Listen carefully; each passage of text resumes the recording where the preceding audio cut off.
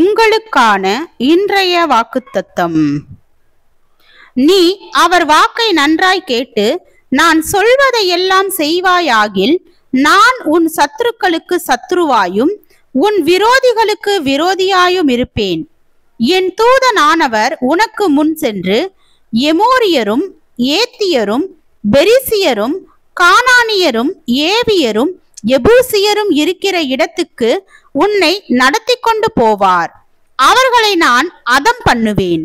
நீ அவர்களுடைய தேவர்களை பணிந்து கொள்ளாமலும் சேவியாமலும் அவர்கள் செய்கைகளின்படி செய்யாமலும் அவர்களை நிர்மூலம் பண்ணி அவர்களுடைய சிலைகளை உடைத்து போடுவாயாக.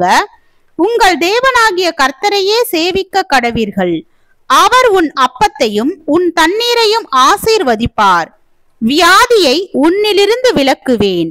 யாத்ராகமம் 23வது அதிகாரம் வசனம் 22 முதல் 25 வரை.